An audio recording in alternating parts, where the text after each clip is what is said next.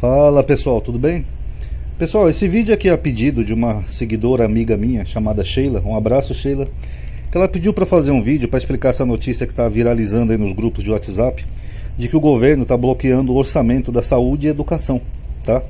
Que nem vocês podem ver aqui, essa aqui é uma matéria da CNN e eles falam assim, ó: governo bloqueia 1,5 bilhão do orçamento. Saúde e educação são áreas mais afetadas. Bom, na verdade isso não é verdade, tá, pessoal? Na verdade não é bem do orçamento que o governo está bloqueando. É só de áreas que são discricionárias, ou seja, aquilo que não é essencial, tá? E também não é um corte, é só um bloqueio até o ano que vem. Eu vou explicar para vocês. Primeiro vamos lendo aqui a matéria, e aí eu vou explicando, vocês vão entender o que acontece. Ó. Os Ministérios da Saúde e Educação ficaram com 52,3% do novo bloqueio orçamentário de 1,5 bilhão feito pelo governo federal. O contingenciamento, ó, esse aqui é o termo, tá? Não é um bloqueio, é um contingenciamento das despesas discricionárias, aqui, ó, despesas discricionárias, então não é do orçamento. Foi de 452 milhões na saúde e 332 milhões na educação. A medida foi publicada em edição extra do Diário Oficial da União. Em 2023, os bloqueios no orçamento da União somam 3,2 bilhões, feitos para cumprir o quê? O teto de gastos. Vamos entender primeiro isso daqui. O que é teto de gastos? Teto de gastos é essa leizinha aqui que foi criada no governo Temer, pessoal, que o governo não pode gastar mais do que arrecada, senão o governo acumula dívida, até porque nós estamos com um juro alto aí de 12 ponto alguma coisa lá do Campos Neto. Então se o governo acumula muita dívida, essa dívida se torna impagável.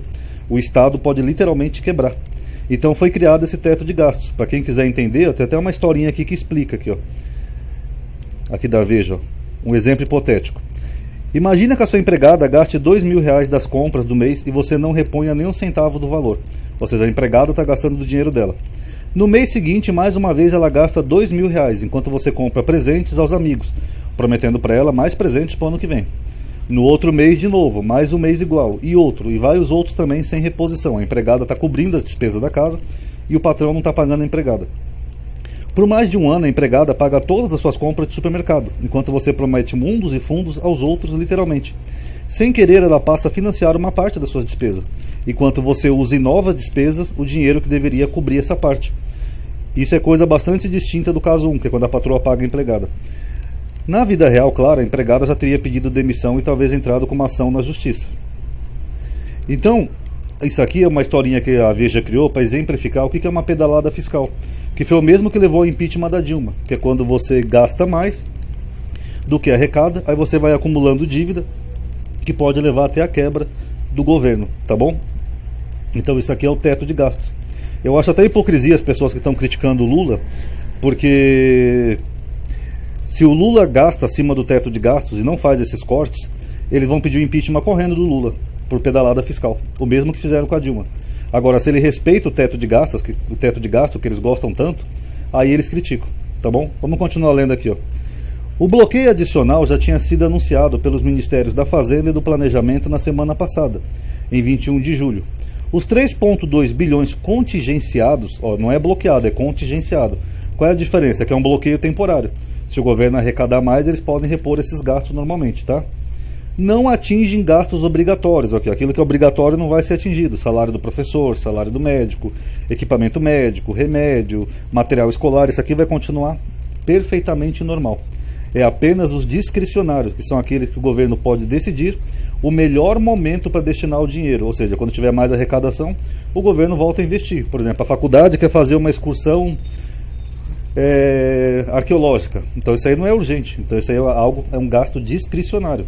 Então isso aí sim o governo pode deixar bloqueado até que o governo tenha condições financeiras de fazer. Então não é nenhum corte na educação, tá? O relatório de avaliação de receitas e despesas do terceiro bimestre, que apresentou o bloqueio, também alterou a estimativa de déficit primário total de 2023 para 145 bilhões.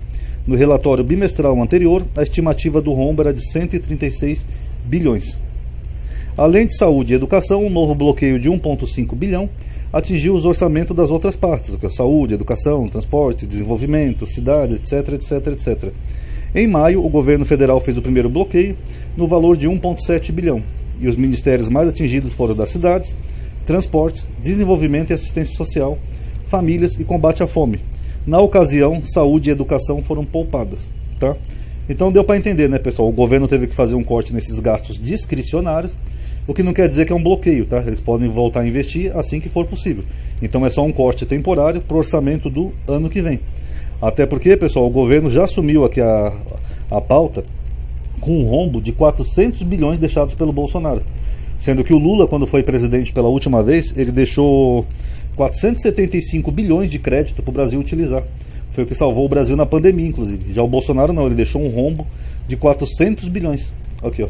Então é difícil, você pega um governo quebrado, tem 400 bilhões já de rombo, os juros lá em cima, né?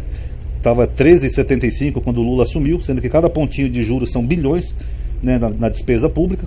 E depois você tem que tirar dinheiro para poder investir na educação, saúde e todas essas outras áreas, sem furar o teto de gasto. Então não tem jeito, o governo teve que fazer esses bloqueios temporários até que seja possível investir, tá? Então essas pessoas que estão falando aí que o Lula cortou verba da saúde e educação é mentira. Ele cortou esses gastos discricionários, tá? E mesmo assim não chegou a 1 bilhão, foi 300 num e 500 no outro, que nem nós vimos aqui, e engloba todas essas pastas aqui também. O que não quer dizer que eles não vão voltar a investir. Assim que tiver dinheiro bastante, o governo teria que arrecadar mais ou cortar despesas, aí eles voltam a investir.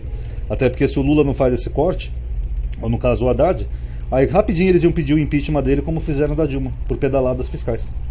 Então, agora nós temos um governo que governa com responsabilidade fiscal. Tá bom? Acho que deu para entender, né, pessoal, que não é corte nenhum. É só um bloqueio temporário de gastos discricionários, não aquilo que é obrigatório. Tá bom? Quem gostou, dá um like aí, isso ajuda a aumentar a atividade e alcance. Obrigado por ter assistido. Paz a todos.